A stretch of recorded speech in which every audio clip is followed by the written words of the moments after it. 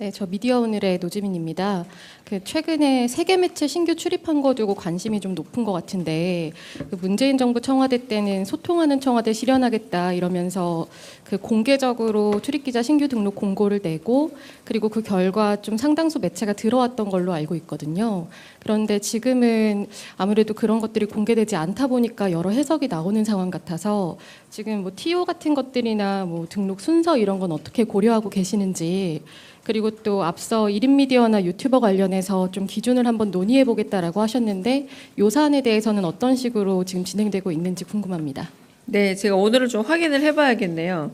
이규현 홍보소통수석 알립니다 글이 나왔나요, 지금? 네, 나온 상태죠. 그리고 좀 더 상세한 경위에 대한 얘기도 곧 공지가 될 거고, 제가 알기로 조금 전에 간사단과 회의를 했다라고, 운영위원회 회의가 있었다고 들었습니다. 근데 거기서 좀 더 전달이 됐을 거라고 보고요.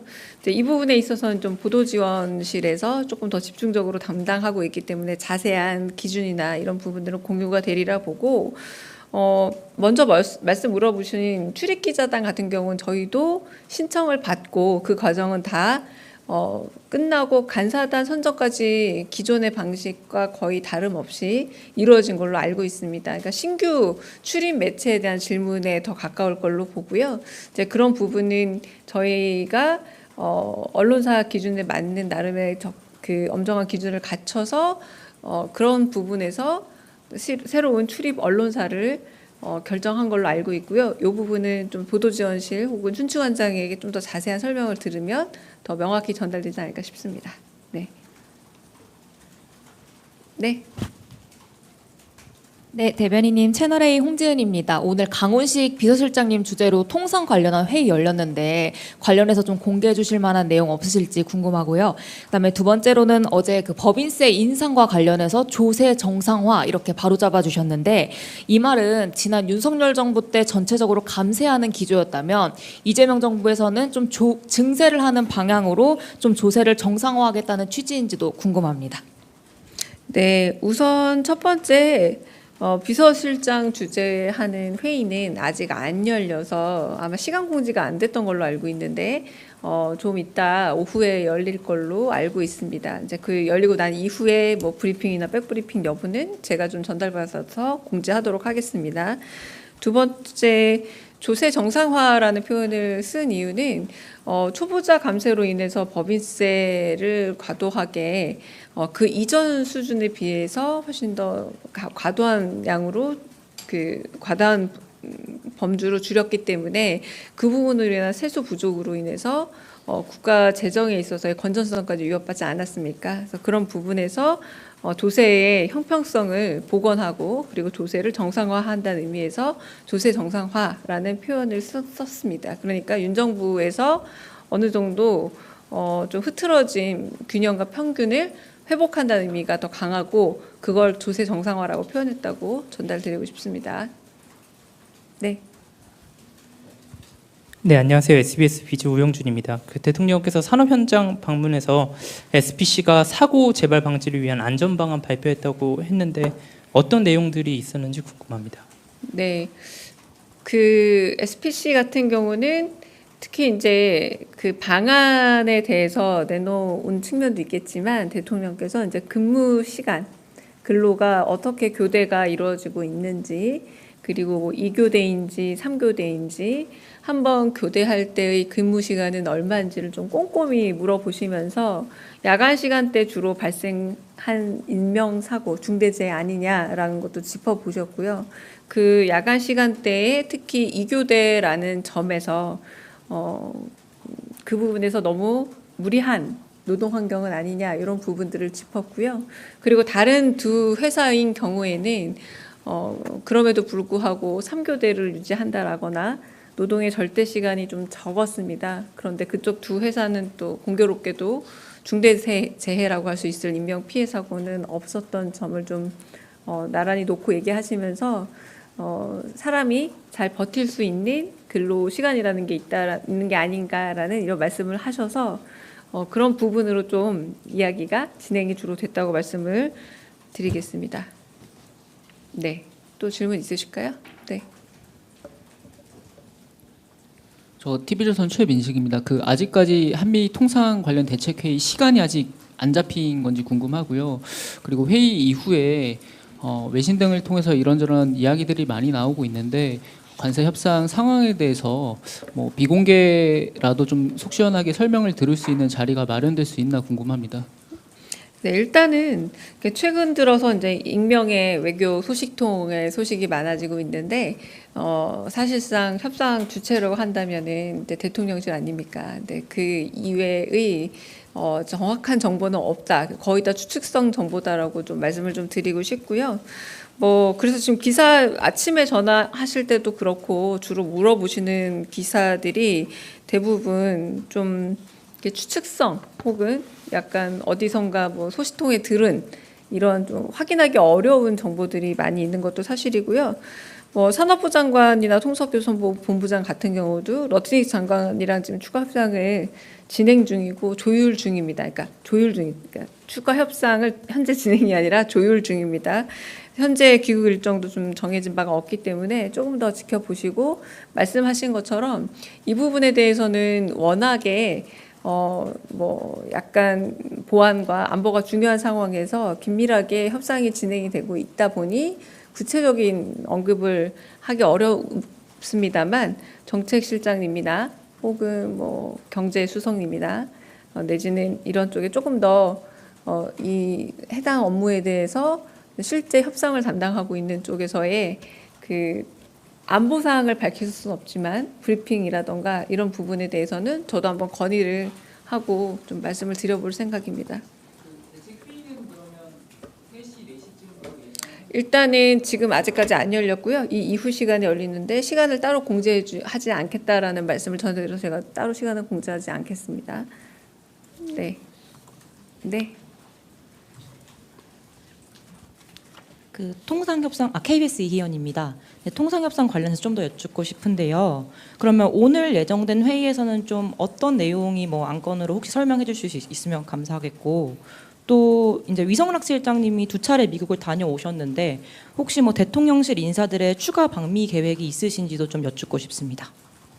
네, 그 부분에 대해서 아마 오늘 여러 가지로 논의가 될 것 같고요. 제가 아까 공지를 봤던 것 같은데 그 공지 내용에 네, 그 회의가 이루어질 걸로 보입니다. 네, 저도 그 어떤 주제로 어떻게 상세하게 이루어질지는 그 공지 내용 정도만 말씀드릴 수 있습니다. 네, 다른 질문 없으시면 네. 네, SBS 박예린입니다. 지금 최근에 취임하신 최동석 인사처장님 과거 발언과 관련해서 논란이 좀 계속 이어지고 있는데 대통령실은 여기에 대해서 어떻게 보시고 있는지 말씀 부탁드립니다. 네, 특별히 지금 제가 들은 바는 없고요. 그래서 특별히 논의되고 있는 바는 없다라고 말씀드리겠습니다. 네, 여기까지 하고요.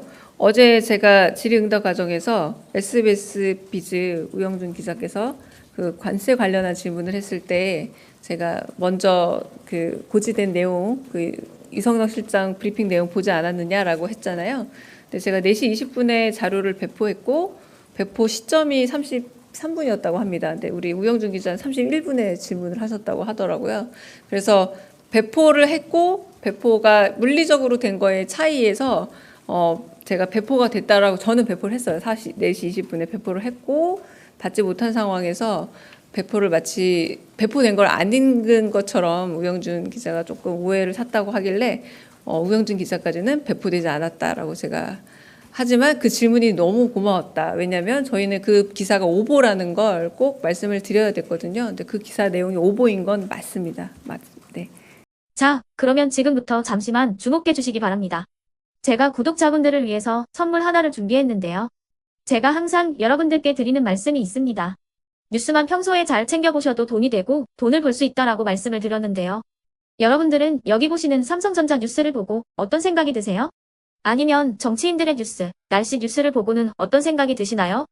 그냥 뉴스만 보고 끝내는지 아니면 이 뉴스를 어떻게 이용할 수 있는지 이 부분을 고민하고 계시는지를 되물어보고 싶습니다.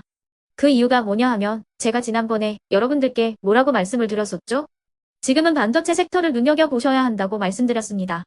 그리고 나서 이런 썸네일들 뉴스를 통해서 많이 보셨을 겁니다. 반도체 내용이 이슈가 됐을 때 부자들은 어떻게 생각한다? 반도체 관련주들은 뭐가 있는지, 어떤 종목이 가장 좋은지, 어디에 투자해야 돈이 몰리는지 자연스럽게 생각한다고 제가 말씀을 드렸죠. 그 이유가 뭐냐 하면 부자들이 봤을 때는 이슈가 곧 돈으로 이어지고 그 이슈가 나에게 돈을 벌어준다는 경험적 확신이 있기 때문에 부자들은 항상 이런 사회적 이슈를 관심 있게 챙겨본다고 제가 말씀을 드렸습니다. 이번에도 마찬가지인데요. 제가 지난번에 시청자분들과 함께하는 주식으로 수익 내기 이벤트를 진행했었죠. 당연히 100% 무료로 진행을 했었고요. 여기 보시면 아시겠지만 제가 지난번에도 구독이라고 보내주신 모든 시청자분들께 반도체 관련주 중에 가장 크게 급등할 딱 한 종목, 많은 종목도 아니라 한미반도체 한 종목을 여러분들께 추천드렸어요. 그러면서 여기 나와 있는 대로 정확히 얼마에 매수해야 하는지, 그리고 수익률이 어느 정도 나왔을 때 팔아야 하는지를 이런 부분들까지 여러분들에게 정확히 알려드렸었는데 지금 실제로 어떻게 되었다? 오른쪽을 보시면 아시겠지만 제가 지난번 문자 발송으로 이 한미반도체를 소개해드리고 나서 실제로 이렇게 5배 이상 어마무시한 상승이 나왔습니다. 100만 원만 투자를 했어도 무려 500만 원이 넘는 수익금이 생긴 거죠. 그래서 당시에도 굉장히 많은 분들이 제가 드린 이 한미반도체로 수익을 내실 수가 있으셨을 텐데요. 다시 한번 축하드린다고 말씀을 드리겠고 이번에도 마찬가지입니다. 앞으로도 2024년, 2025년 계속해서 기대해볼 섹터는 AI입니다. 그 중에서도 AI 반도체는 그 누구도 부정할 수 없는 미래 성장 산업입니다. 그러면 우리가 어떻게 생각해 볼 수 있을까요? AI 반도체 종목 중에 앞으로 크게 대장 역할을 하면서 10배 이상 급등할 수 있는 텐베고 종목을 지금부터 열심히 추적해야 한다는 겁니다. 큰 돈을 투자하지 않더라도 월급의 일부분 아주 소액이라도 이 종목을 모아가야 수백 %의 수익률을 손에 쥘 수 있는 것이죠.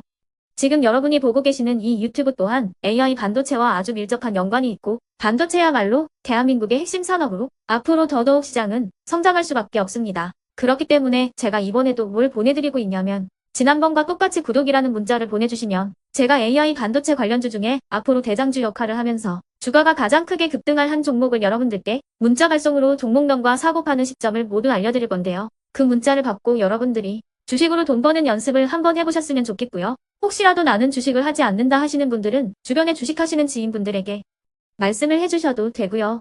아니면 연세가 있으셔서 투자가 어렵다 하시는 분들은 이 종목을 자녀분들에게 한번 사봐라. 이걸로 한번 수익을 내봐라. 이렇게 조언을 해주실 수도 있는 거겠죠. 그래서 지금 이 영상을 보시는 시청자분들 중에 나도 이번 종목이 좀 궁금하다 하시는 분들은요. 누구나 상관없이 그리고 어느 시간대나 상관없이 부담 없이 010-2514-5930번으로 구독이라는 문자 보내주시면 제가 이번에도 똑같이 무료 추천 급등주 문자를 보내드리겠습니다. 이해되시겠죠? 제 번호 010-2514-5930번으로 구독이라는 문자 보내주시면 여러분들이 직접 이슈를 통해서 돈 버는 연습을 해보실 수가 있는 거고 제가 돈을 받는 것도 아니고 투자를 대신해 드리는 것도 아니기 때문에 부담 없이 신청해 주시면 되는 겁니다. 그리고 수익이 나면 저는 다른 것은 하나도 바라지 않습니다. 제 채널에 구독, 좋아요 한 번씩만 눌러주시라 이렇게 다시 한번 말씀을 드리겠습니다.